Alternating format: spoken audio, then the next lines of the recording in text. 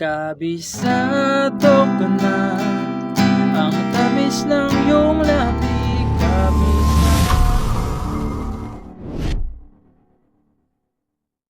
Hello mga ka-idol! So ngayon meron na naman akong ituturo sa inyong magandang kanta. So yung title pala nito ay yung Kabisado by Four of Spades. So napakaganda nito. So easy version nga pala tong ituturo natin. Okay, so easy version lang to. May mga bar chord pa rin pero dadalawang piraso lang. Okay, so dalawang piraso lang. So nga pala bago tayo magsimula, kailangan nyo muna ng kapo. Okay, sa 3rd fret. Ayan, 1, 2, 3. Pag nasa 3rd fret na yung kapo, ito na yung 1st fret, 2nd fret, 3rd, 4th, 5th, pataas. Okay? So, yan lang yung kailangan nyo kapo sa 3rd fret. So, dito muna tayo sa strum. So, yung strumming pattern natin hanggang matapos na. So, ganito lang. Down, down, up, up, down, down, down, up. So, ganun lang siya. So, nakadepende na lang sa inyo kung gusto nyo palitan yan. Basta babagay lang doon mismo sa kanyang tugtog. So, ngayon, proceed na tayo sa kanyang whole verse. So, yung whole verse natin dyan is A major 7. So, yung A major 7 mga ka-idol is 1st fret. Okay, 1st fret na to kasi may kapo tayo dito sa 3rd. Okay, so ito na yung 1st fret niya, no? So, ipitin nyo lang yung 3rd string. Ayan. Tapos, 2nd string. Tapos, 4th string. Okay, ayan. Ayan yung A major 7. Tapos, pupunta kayo ng A7. So, yung A7, angatin nyo lang yung 3rd string sa 1st fret. Angatin nyo lang yan. A7 na siya. So, 2nd string lang, tapos 4th string. A7 na siya. Tapos, D major 7. So, yung D major 7, ito lang siya. Ayan. So, ipitin nyo lang yung 1st string, 3rd, tsaka 4th sa 2nd fret. Okay, ayan. D major 7. Tapos, pupunta kayo ng D minor 7. So, yung D minor 7 is ipitin nyo yung 1st string, 2nd string sa 1st fret.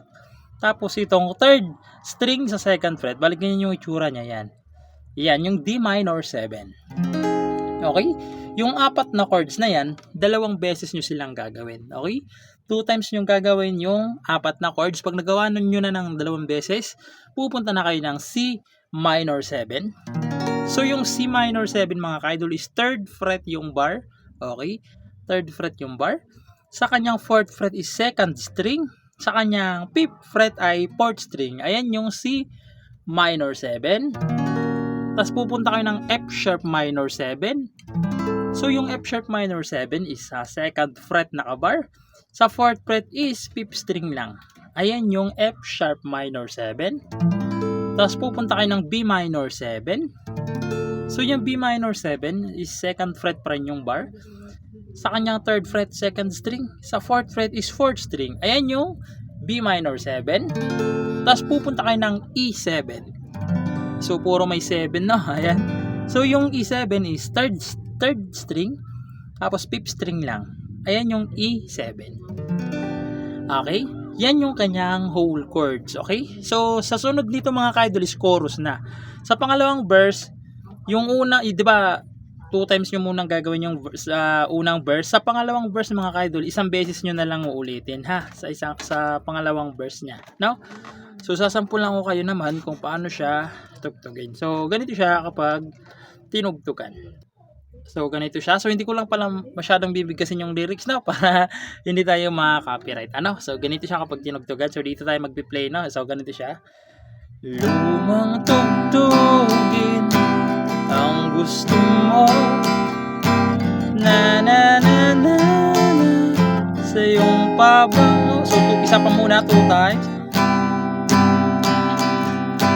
Bagay sa'yo ang mga ibon ay sumusunod. Tapos yung C sharp minor 7.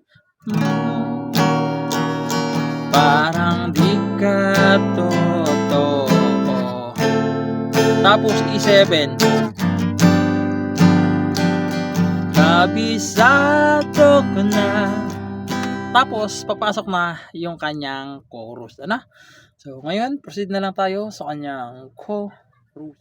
So yung chorus, dyan naman dito is same lang nung verse. Total same lang, sasabihin na lang natin. So A major 7, A7, D minor 7, D major 7 pala, D major 7, D D minor 7 na. Okay?